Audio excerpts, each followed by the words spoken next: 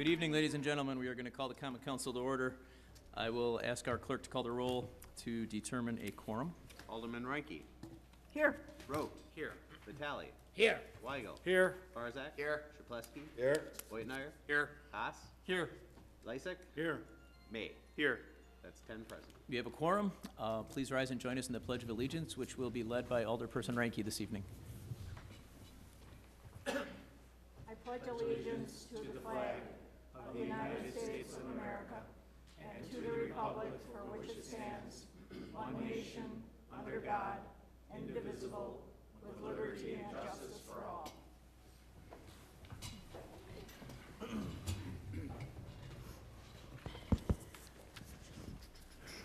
Okay, we have several public hearings this evening, 6 to be exact. I will ask our clerk to read public hearing number 1. Resolution to confirm and adopt the report of the city engineer containing the schedule of proposed assessments for improvement of South 75th Street from north of West Walker Street to West Washington Street, South 80th Street from West Greenfield Avenue to West National Avenue, and portions of intersecting streets. Mr. Daniels. Thank you, Mayor Devine. Okay. This is the public hearing for 75th and 80th Streets. Here's what the procedures will be for tonight. I'll go through the project scope and cost. I'll discuss assessment rates, methods of payment. Then we'll have a time for comments and questions from the Common Council, and then a time for citizens to ask questions. Then the public hearing will be closed, and the project will be referred to the Public Works Committee later tonight, and then it would come back here later tonight for final vote. So here's 75th Street. We're going from the north corporate limits to Washington Street. We're jumping over Walker Street. And then here's 80th Street from Greenfield down to National. Here's an old aerial photo taken in 1949. This shows the original 1924 pavement. That's that white concrete that you see there. So that pavement is still under the asphalt there. That pavement is 95 years old now. It was resurfaced in 1970, but the original 95-year-old pavement is still there. It's interesting that when that was paved, only 15% of the population actually owned a car in 1924. Here's what it looks like now. So the 1970 asphalt that we put down is 49 years old. Extensive, we call this alligator cracking, this extensive cracking here. This is really the final stage of a pavement's life. Here's some more pictures. There's too many cracks for our DPW crews to seal anymore. There's too many places to fill potholes. Maintenance is just very expensive at this point. And here's 80th Street. Here's another same aerial photo, 1949. This road dates back to 1913. So that concrete that's in this picture is actually 106 years old. And it's still there and it's still in service. And I found the population, only 1% of the population owned a car in 1913. So really, that road was built for horse and buggy, I would have to say. They were trolleys, but mostly horse and buggy. So here's some pictures of it today. 106-year-old pavement concrete underneath. Incidentally, the first concrete road in Wisconsin was 1912, so this was a year later. The asphalt was put down on the top in 1960, so that's 59 years old, so very severe pavement deterioration. The base from 106 years ago is failing underneath. So it's beyond maintenance at this point. And not only that, but the sewer and water under the road is also over 100 years old. That will all be replaced. So the water main will be relayed, the existing water mains from 1905 to 1916. So that's 103 to 114 years old. We're going to put in new copper water pipes to replace the public portion of the lead service. I'll talk more about that later. The private portion is going to be replaced on a voluntary basis. New storm sewer and laterals installed to homes, so if you want the sump pump now or in the future, that will be available. That storm sewer is from 1922, so that's 97 years old. New sanitary sewer installed. Some of it has already been repaired because it was already collapsing, but the part that remains is 114 years old, so we're going to replace that. And then all new street lighting and cable. So you all should have gotten this form in the mail, the private property work interest form. Bottom line is the city is offering $13,700 in home improvements for the low cost of $2,200. So we just need you to check if any of these things appeal to you, if you want the lead water service removed, if you want a storm sewer extension, if you want a sump pump for free, or if you want your sanitary sewer lateral lined for free. So we're looking for you to check the boxes, fill it in, and mail it back to us. I'm going to discuss each of these in a little more detail here. So I just want to stress that West Allis's water is safe. It comes from Lake Michigan via the Milwaukee Water Works. It's thoroughly tested and it meets all federal guidelines for safety. In fact, Milwaukee Water Works adds phosphate to the water to create a protective coating around the pipe. So really your pipes are not even touching, the lead pipes are not even touching the water because there's now a coating from this phosphorus in the pipes. But that being said, if you go on a vacation and the water sits in your pipes for days on end, it is still possible that some lead could leach out. Or if there's a water main break, or if we're replacing the water main like we will be, a lot of shaking or jostling, then some of that phosphorus could be shaken loose and there could be some leaching of lead. But during construction, I just want to stress that we're going to be handing out free water filters to anyone on the project. So if you want one, you'll get a letter on who to call and they'll drop off a free water filter so that that doesn't become an issue for anybody during construction. So what we're talking about here is the city is going to replace this part of the water service for everybody. And that's the public portion that the city owns. And then at the lot line, this part we're saying that you can do on a voluntary basis if you pay the $1,600 fee. So this part is being done for everybody for free. This part is extra on private property with the fee. We're getting a grant from the DNR, EPA, but in order to make that money last a little bit longer so more people have the chance to take part in this, we are asking a $1,600 payment for this work to be done. But this is a voluntary program, so if you don't want to do that, you don't have to. The grant that we're getting from the EPA and DNR is going to pay the remaining $3,400 because that's about how much it costs. This $1,600 would be a special assessment that you could pay off over 10 years at 4% interest. If you qualify, you could actually get it for free. Our housing department has a housing rehabilitation grant program.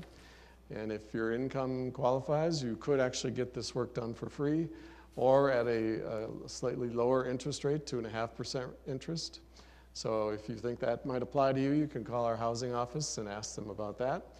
We're going to be using trenchless technology so that we don't dig up your front yard. They're literally going to bore the new pipe in or tunnel the new pipe in under your yard without ripping up your yard at all. So if you really are interested in this, like I said, check off the box on the form. Then we do have an agreement that we have to send you that you would have to sign off that you're willing to pay the $1,600 and you're willing to have somebody in your basement doing this work in the basement. So that's the water service. Then there's the sump pump program. This is completely free. This is being paid for by MMSD. MMSD has a motive for that. They want to get the rainwater out of the sewer so that they don't dump sewage into the Lake Michigan. So they're willing to pay for a sump pump for free for anyone who would like one. It's about a $4,500 value. We're asking that you also sign up for the storm lateral for $662 so that we can send that water right to the river and not cause trouble for your neighbors if you're on a smaller lot. We don't want the sump pump to discharge into your neighbor's basement. So that's all. This is also a volunteer program for anyone who's interested. Then there's the sanitary lateral program, which is also free and also being paid for by MMSD. There again, they want to get the rainwater out of the sewer pipes. So they would be actually installing a new liner in the private portion of your sanitary lateral. They do most of that work outside. This would prevent leaking at the joints of any rainwater. It would actually strengthen your pipe against any tree roots that are trying to get in. Once again, we do most of this trenchless without digging up your yard, although they'll need to dig a little hole at one point to pull the liner through. But and this is valued at usually about $3,500, but we're offering it for free because MMSD wants to get rainwater out of the sewer. So those are all the programs on that sheet. If you have more questions, it's a lot of information I know to cover. Moving on, traffic calming. We did do some traffic counts on 75th and 80th. The speeds are actually quite low and the volumes are quite low. We don't really see a problem there, but if you beg to differ and there's a lot of speeding going on, I guess there are options we can look at to slow people down. And, we only saw an average speed about 21 miles an hour on both streets. The 85th percentile was 26, 27 miles an hour. The speed limit's 25. So, but like I said, if you have issues, there were a few people going very fast, but we can consider some of these techniques. They don't cost anything really. They're free to the property owners if you want to consider. These are bump outs here. One of the reasons the street probably did have low speeds is because there is a lot of parking on the street. And I just wanted to highlight that we are going to have to narrow the street 6 inches, this much on each side, just to get past the trees, because modern paving equipment cannot go past these trees without a little bit of wiggle room. So, narrower streets have been proven to promote slower speeds, which also reduce the severity of crashes, reduce pedestrian crossing, create less stormwater. So, no parking will be lost by slightly narrowing the street, but that will probably have the effect of slowing people down even more. But if you want to consider traffic circles or pinch points, bump outs, some of these things, I guess let me know, and we will look into that. There'll be several sustainability benefits on this project. All the gravel used will be 100% recycled. Recycled fly ash will be from coal plants would be used in the concrete as well to reduce the mining for new cement. New asphalt would be made with recycled asphalt as well, and then we would have new LED streetlights, which would reduce electricity by 66%. So this is what the new street would look like. It'll be a new concrete street with new curb and gutter, a new sidewalk, new driveways. Here's what the costs are.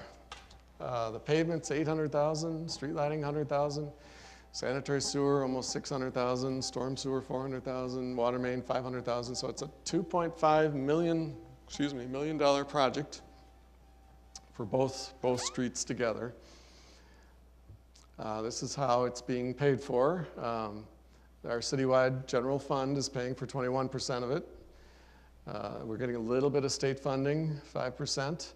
Special assessments that you all received letters about are paying 13%. The sanitary sewer is being paid for out of the citywide sanitary sewer fund, 23%. And then the stormwater is also a citywide fee that's on your water bill, that's 17%. And then the water bill is also a citywide fee, so that's paying for the water main, that's 21%. Here's a typical special assessment. If you have a 40-foot lot, the assessment rate is $59.25, so that's $2,370 for a 40-foot lot. If you have a driveway, then there'd be another charge, $7.40 per foot for the driveway. The bills for this would not be mailed out until March of 2020, not 2019, but 2020. So at that point, you would have the choice of a lump sum payment or a 5-year plan or a 10-year plan. If you chose the 10-year plan, your first year in 2020 would be $332 for the whole year. And then the 10th year, it would be down to $246 for the whole year. Why do we special assess? Well, we've been special assessing for over 110 years.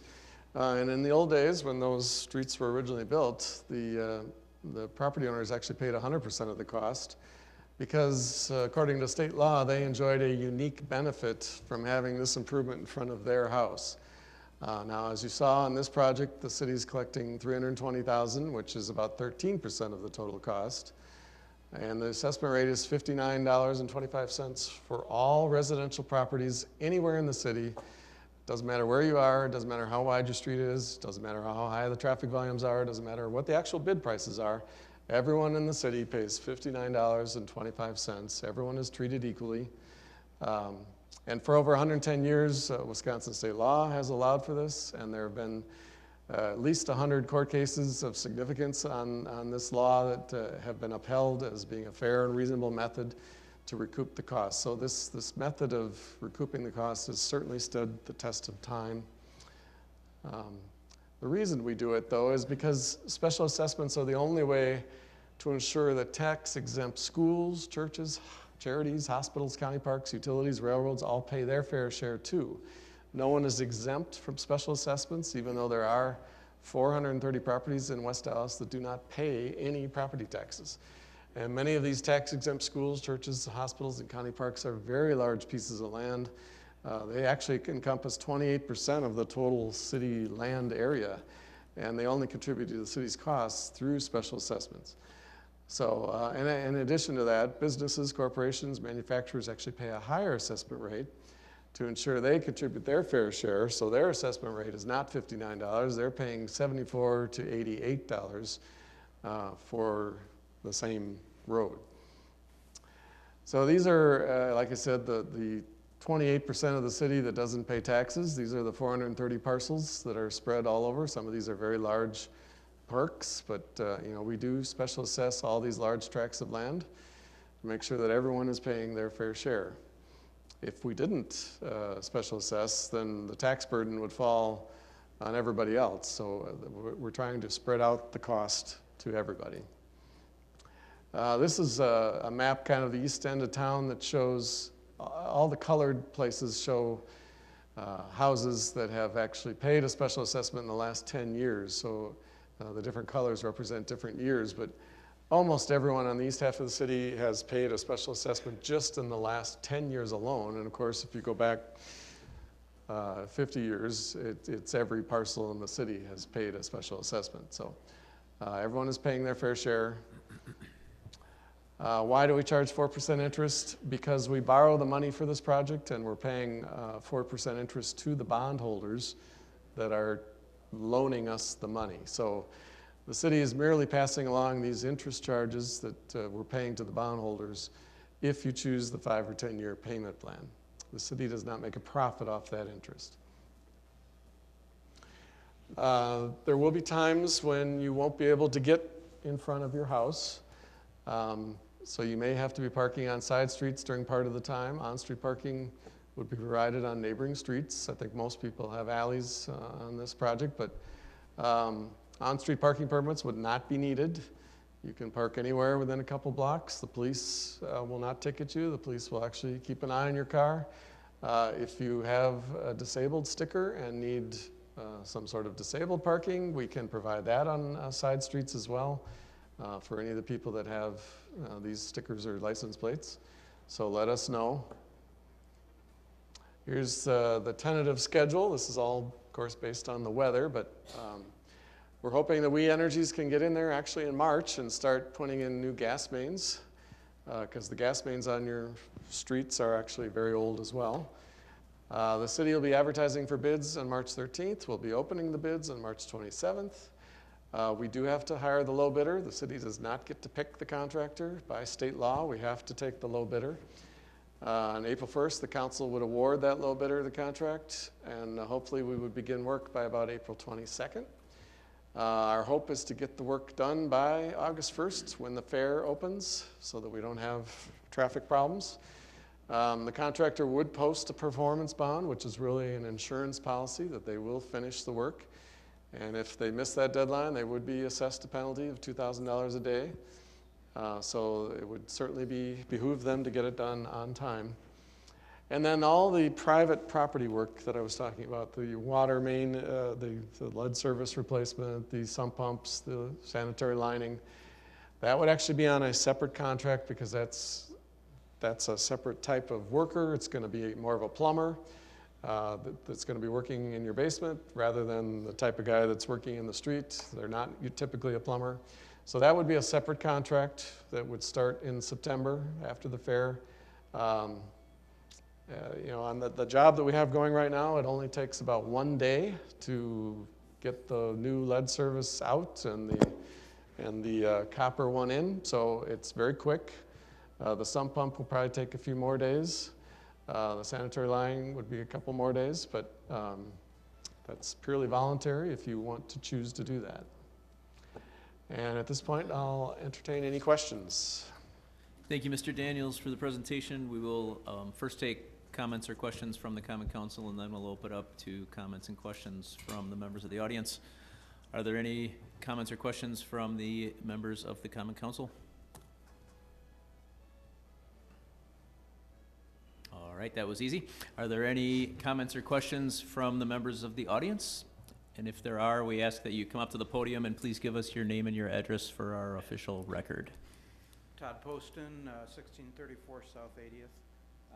Question, if a person elects a 10-year payoff of the assessment, is there any penalty for early repayment? No, no penalty. You can pay it off anytime. Thank you. Any other comments or questions from the audience?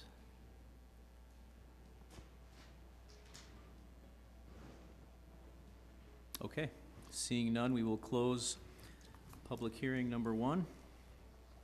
And I will ask the clerk to read public hearing number 2. Resolution relative to determination of special use permit for a proposed hotel to be located at 1010, 1040, 1126 South 70th Street. Mr. Stiebel, when you're ready. Thank you, Mr. Mayor. On South 70th Street, the city's working with Cobalt Partners to create a new vision for that street. Part of it's going to be the school board property being acquired and renovated, and on the east side of the street, this building being demolished. And as part of the redevelopment of the east side, that's this long building here, will be constructed a hotel, and that's the subject of the public hearing this evening. On the west side here, whoops. On the west side here, they want to put a new facade on that building to kind of create a new, more dynamic vision for the neighborhood. And then on the east side here, we'll put this hotel and several new office buildings in that site. We'll demolish it effectively about 400,000 square feet and replacing it with over 300,000 square feet of office and a hotel. And this is Home to Suites is the hotel. This is which will be the front of the building, which is on the other side of South 70th Street. I'll get to it in a minute. Well, they actually come off South 70th Street, then come around, and then come into the hotel, because eventually the parking lot that's going to be on the east side of that will be a parking structure with offices on top. And this is the entrance feature here, and a swimming pool. Home to Suites is an extended stay hotel. It's not your typical hotel. It's for corporate tenants. They'll stay there for 3 days, 5 days, 7 days, more of a longer time period. And this is the view that you'll see southbound from South 70th Street along here. And so it's going to be, we think, a very dynamic and good-looking building, a lot of brick, metal panels, stone, and I think it'll be a very attractive feature to the neighborhood. This will be the building here. This is Washington Street and South 70th Street, and there'll be an interim parking lot here, and then eventually that will be replaced with a parking structure with 3 floors of office on top of that, as well as some other additional parking. Stormwater will be over in this area here. It's a 5-story building, 128 rooms. That's the second here. There'll be also a door on South 70th Street for tenants or visitors to come and leave and walk downtown or walk around the neighborhood, which we'd really appreciate. And 168 parking stalls, as I mentioned, they'll be relocated from time to time. Eventually, they'll be relocated to the south while this office building and parking structure is built, and then a park will be developed there. There'll be a small gathering room. This is not a hotel for like wedding venues and stuff like that, so it's not a venue hotel, but it'll be for small meetings. And in there, there'll be also the fitness center, and meeting rooms and indoor pool and that sort of stuff for the long-term extended service guests. There'll be a variety of types of bedrooms, from king suites to queen beds and the entire gamut, but eventually totaled 128. It'd be about a $14 million development. We have received no objections to date, and the Planning Commission's recommended approval. If you have any questions, I'd be glad to answer them. Thank you, Mr. Stiebel. Are there any questions from the Common Council? Seeing none, are there any questions from the members of the audience? Okay, seeing no questions, we will close public hearing number 2. And I will ask our clerk to read public hearing number 3. Resolution relative to determination of special use permit for a proposed butcher shop, which includes converting the existing mixed-use building to commercial and expanding the existing building to be located at 2079 South 69th Street. Mr. Stiebel. Thank you, Mr. Mayor.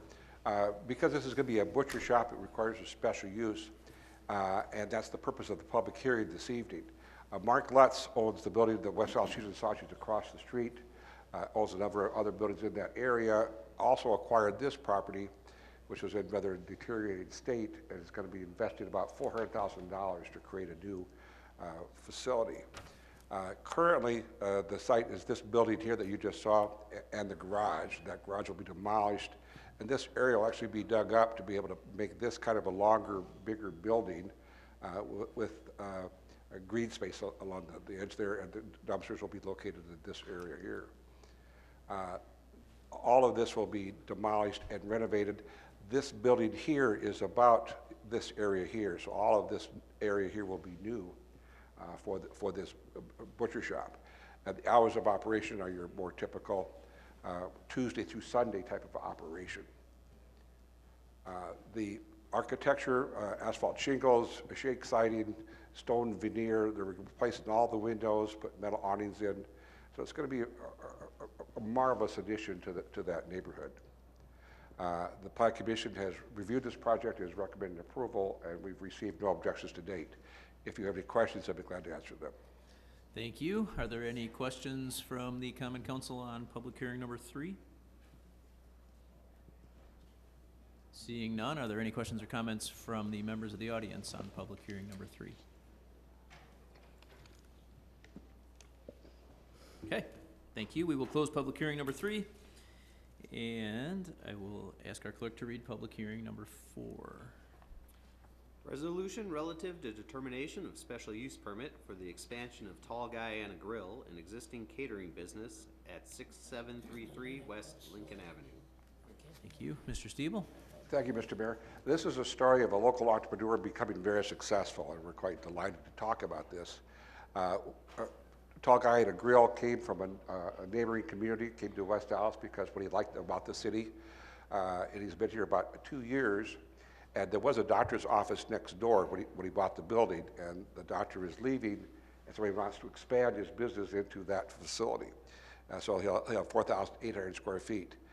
Because it's a restaurant type of use, it requires a special use, and that's the purpose of the hearing this evening. The Tall Guy and a Grill runs 7 days a week and obviously caters a lot of facilities. Because it's an older traditional neighborhood, there's not very much parking in that neighborhood. There never has been any. There won't be any more as a result of this. There won't be any less as a result of this project.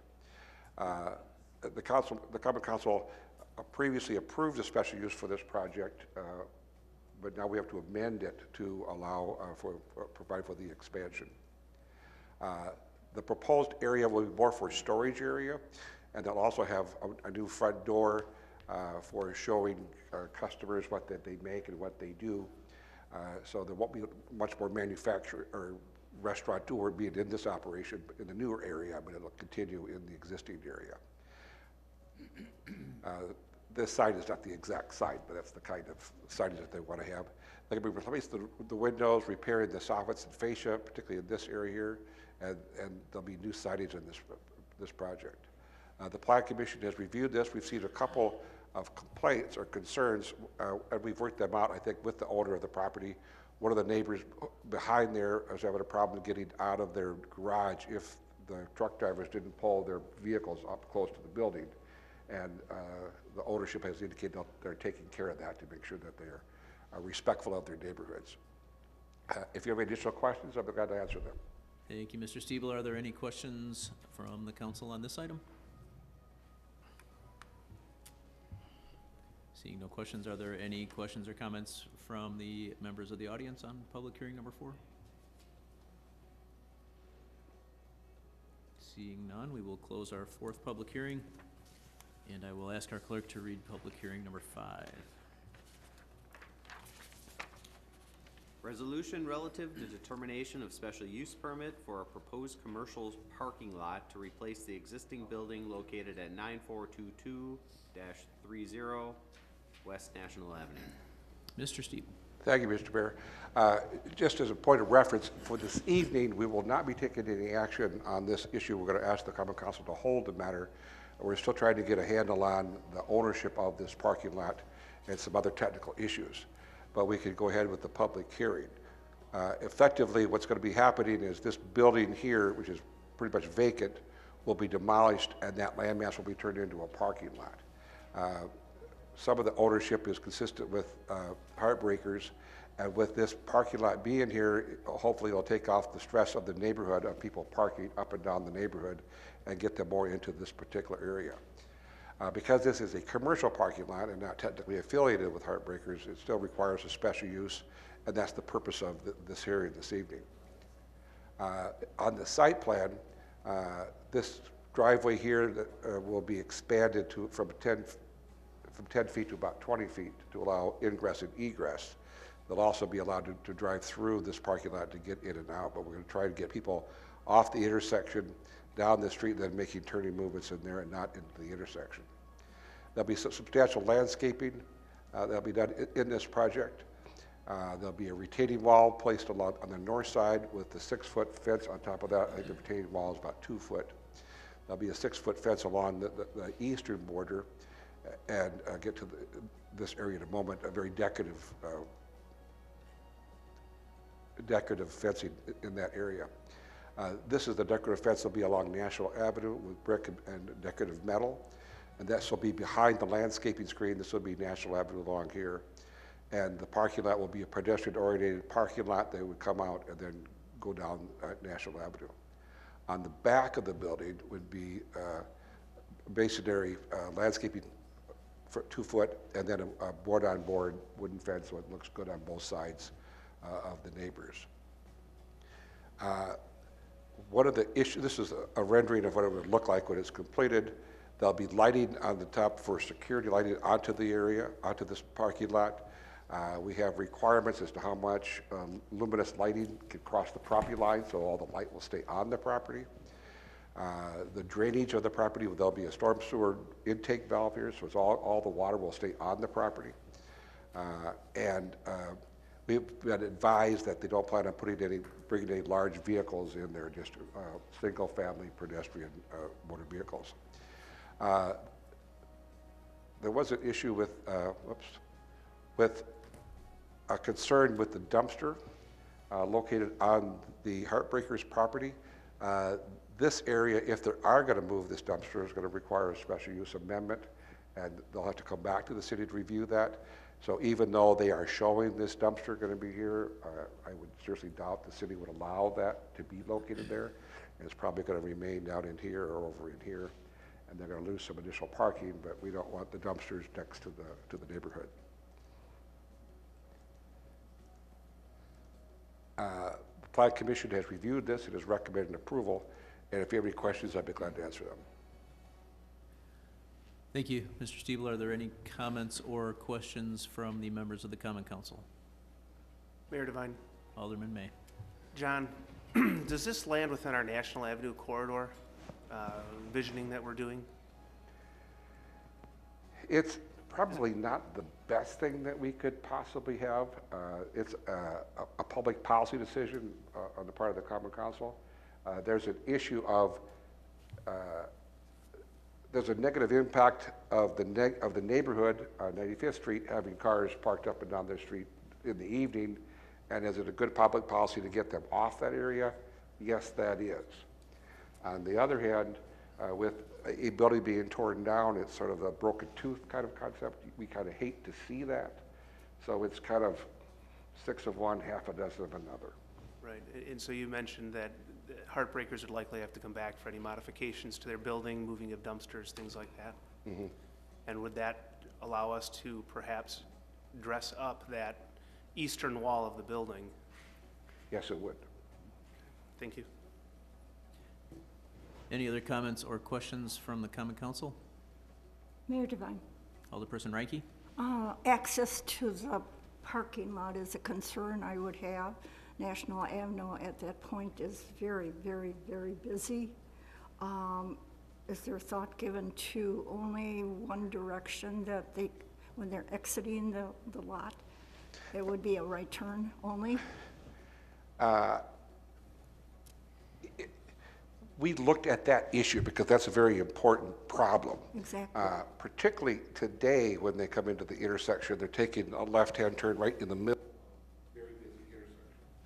That's why, on the advice of the city engineer, we recommended that they widen the driveway here to allow ingress and egress so that we get them through the intersection and then start to make their turn to get them out of that busy intersection. So in a sense, it'll help that problem that you're talking about. So there is, it sounds like when you're exiting, you can go across to make a left-hand turn? Right now, we would allow them to do both. Okay. If it was the wish of the Common Council, they could have right turn only. But right now, we're recommending that they have right turn, left turn. Because it's far enough from the intersection that we normally allow that. But again, that's up to a policy decision of the council. Thank you. Any other comments or questions from the council? Seeing none, are there any comments or questions from the members of the audience?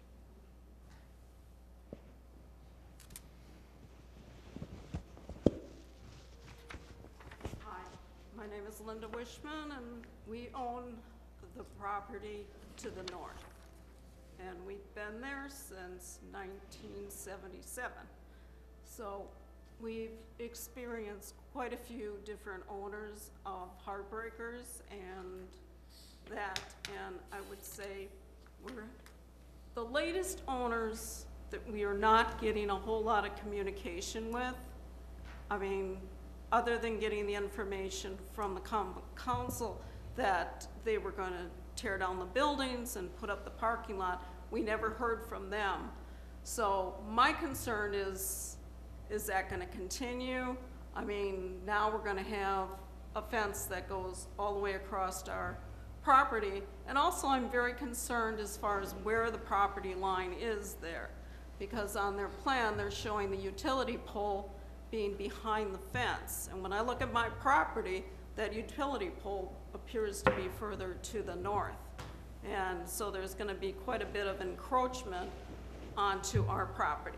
The other concern I have is anybody who's visited that property, the, what do you want to say, the grading. The existing parking lot there is probably 4 feet at least higher than the proposed area for the new parking lot. So you're going to have a very big grade somewhere in there to get that all level, and I doubt if that's going to be level, because you have sewers, I think, in the upper parking lot, and I know there's sewers actually showing on that diagram where there's another manhole there too. So the water is going to cascade down that parking lot there and probably into the business next door. Also too, I'm concerned as far as how high that retaining wall is going to be. Right now there's a big jet out and it's a very nice retaining wall. If they're going to be bringing it back further north, we're going to have probably an erosion problem there. So big thing is communication. Also too, you're going to have, right now the small parking lot, there's not that many cars that park there. A lot of times it's their own employees, because we kind of know by the motor sounds at the end of closing of bar time who's leaving and who's been there. But you're gonna have an open one, so I'm hoping they do some kind of security with working cameras to keep an eye on what's going on. Because we know this kind of establishment doesn't necessarily bring the best into a neighborhood. Okay, that's it. All right. Like I said, I've written my concerns to Mr. Miller, so he does have a copy of some of the other concerns and that too. And also, our property, and I know probably part of the bar, that used to be a brick yard, and there are slabs of concrete all over the place. So if they try to grade the top parking lot down to a new existing parking lot, they're liable to come into slabs of concrete, some of which may indeed run under our property. So there is quite a few concerns here. Thank you. Thank you for your comments. Does anybody else have comments or questions on this item?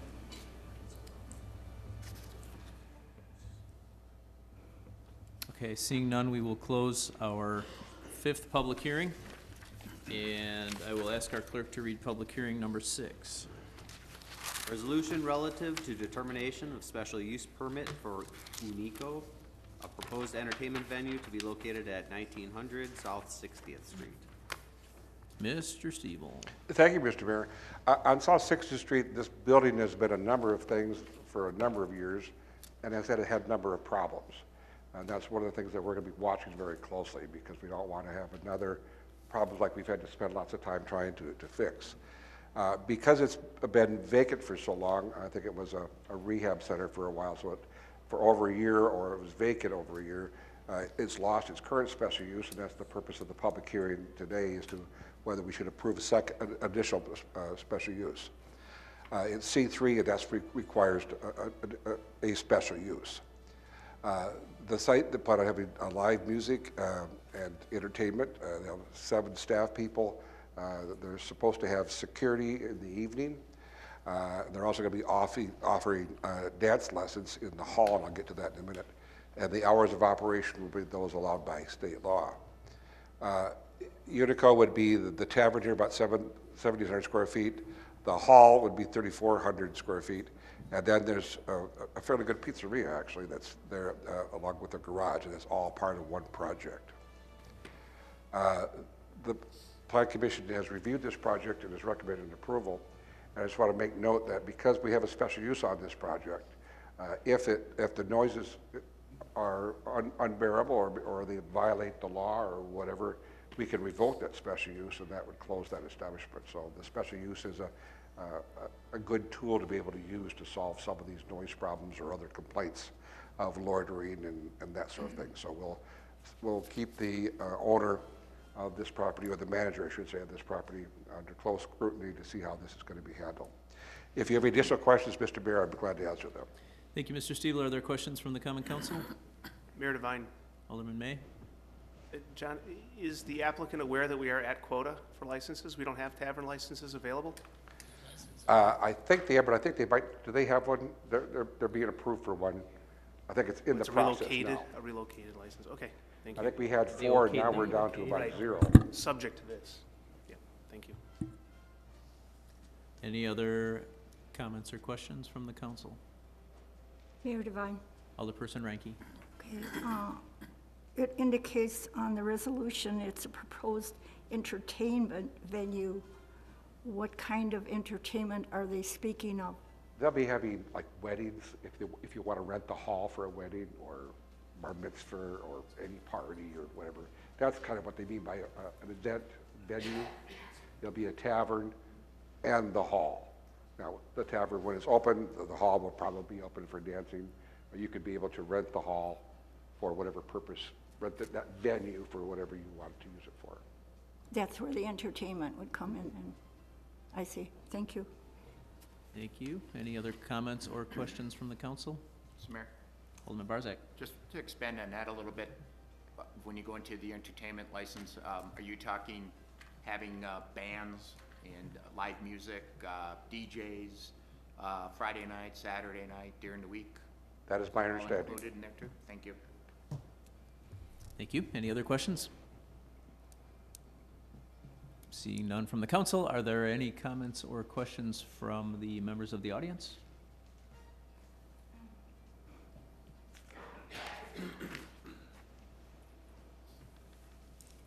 Hi, I'm Claudia Martivano. I own Burnham Bowl, kitty corner from this place. Obviously, that corner's been, we've worked hard at trying to bring that back to not being ashamed to be there again. I guess I know a couple of the other business owners weren't able to make it here, but we'd like reassurance that we're not gonna have fights breaking out in the street again, that the cops aren't gonna call us the bad corner again, that the parking lots aren't gonna be trashed. They don't have parking there. And they're gonna use my parking lot.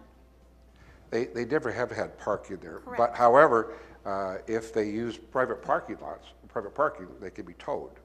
And we've talked to the owner or the proposed operator about this, is that, you know, like Donette showcased, you can't just, your customers just can't go in there because people have the right to have those cars towed. So you better be doing street parking or pay attention. Alrighty then. And they're gonna be able to be open regular bar hours, is what you said, right? Correct. Okay, well, I guess we can't do anything about it except wait and see then, huh? That's the purpose of this public hearing. Thank you. Are there any other comments or questions on this item?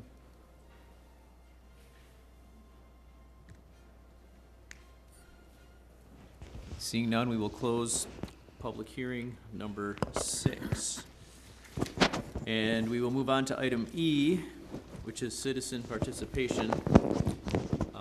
This will be the opportunity for residents to address the council on matters of interest to them. We ask that you keep your comments to approximately 5 minutes, as the timer indicates. And we tried to keep this portion of our agenda to 30 minutes. So is anybody here to address the council under citizen participation this evening?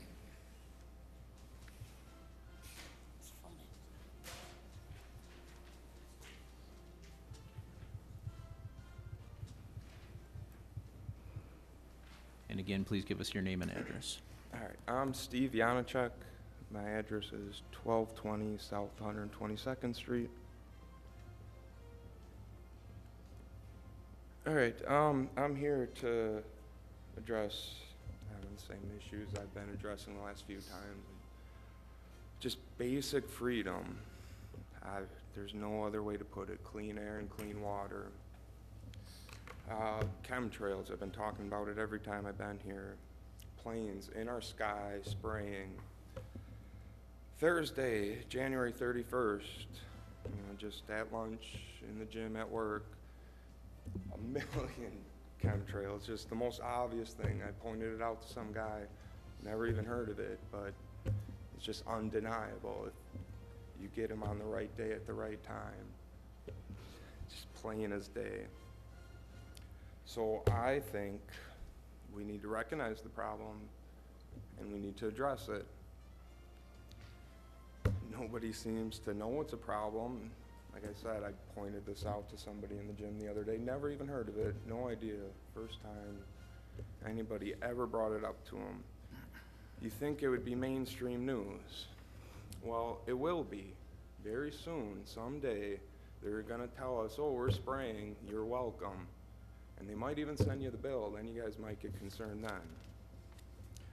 But for right now, I'm concerned. I'm concerned for my friends and family who all live in this city. They grew up in this city.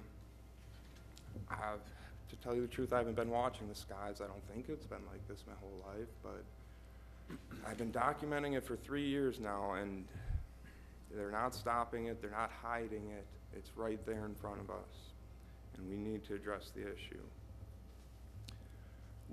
I don't consent to this. There's a growing number of people out there who see the problem. They have an idea what the problem is, and they don't consent to it. We don't accept it. We see it as blatant, downright oppression, tyranny, a slap in the face, whatever you want to call it. It's not acceptable. So, much like fluoride, I see them as the same problem. Just we're being attacked through our air and through our water. And much like how fluoride was reduced in 2012, reducing this chemtrail problem is not acceptable. It's not gonna be like, oh, we can have sunny days on Saturdays and Tuesdays, but then they're gonna spray us on these other days. We have a right to sunshine. We have a right to clean air. The plants have a right to sunshine. The plants have a right to clean air. We need to start doing something about this problem.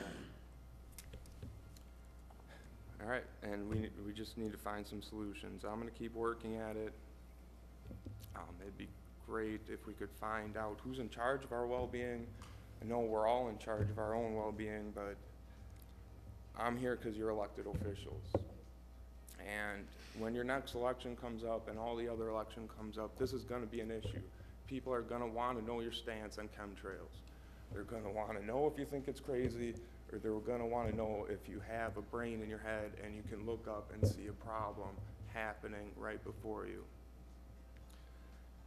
So, we're gonna keep, all right, that's all I have. Thank you for your time. Thank you. Mr. Janacek, I was going to just mention, I know you've been here a couple times now, and I hope you're also in contacting your federal legislation because of the FAA and the federal, you know, that might be an appropriate contact to make as well. Yeah, I mean, it'd be great. I don't know which government agency to contact. Obviously, I'd assume it's a government issue, but. Yeah, well, FAA is the Federal Aviation Administration, and that might be worthwhile contacting as well. Thanks. Thank you. Does anybody else wish to address the council under citizen participation this evening? Okay, we will close citizen participation. We will now announce our standing committees. Those will be meeting during our recess tonight. Those room numbers are listed on your agendas on page 2. Moving to item G, the mayor's report, just a couple of things. I want to once again thank the West Allis Women's Club for having us, or I should say allowing us to serve them lunch last Friday at Mountain Hope Lutheran on their annual celebrity luncheon. We wanted to happily serve them to thank them for all the work and the volunteer work and the things they do for the city and the greater community. They're a very energetic bunch, and a lot of the council members, the fire chief, the police chief, we were all there to just give them a small token of thanks by serving them lasagna and spumoni. I want to thank the fire department and the health department for hosting the West Allis Youth Commission last evening. They had a really good 90-minute seminar breaking down all the mental health issues in our community and how they deal with them, what they're seeing, what the trends are. And I really appreciate them taking time out of their day to take questions from the youth commissioners and get them involved and hopefully motivate them to be more engaged and aware of the mental health issues that are in our society. I want to congratulate all the winners in the Shepherd Express Readers Poll from the West Allis restaurants and establishments that won. Our farmers market was once again rated the best farmers market. We've won that one several years in a row. I want to congratulate all those winners. And that does conclude the mayor's report. Do we have any alderpersons' reports this evening? Mayor Devine. Alderman Weigel. I just want to remind everybody that the city of West Allis is working on creating our first dog park on the west side of town, the old landfill site behind the police station, just east of Central High School. To that end, we had a community awareness meeting last night where we had got information from the engineering firm that's helping us out with it, helping staff. I want to thank Arcadis and the staff there, and also our public works staff that's already done a bunch of the work there. And as a reminder, we have a lot of fundraising to do to make this happen. So there's a meeting tomorrow here at City Hall. That's Wednesday, February 6th at 5 p.m. of the West Allis Community Improvement Foundation.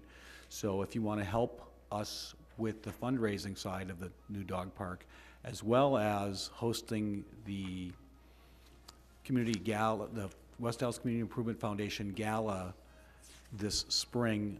The dog park is the beneficiary of that dinner dance this year. So that's a huge fundraising opportunity for us on that. We're looking for people who want to help us organize that event. It'll be things like seeking donations, you know, planning the dinner, that kind of stuff. So there's a meeting here at 5 p.m. That event, and we we've just announced the theme. The theme for the gala this year is Take Me Out to the Dog Park. The event is Saturday, April 27th, and we've narrowed it down to one of two locations.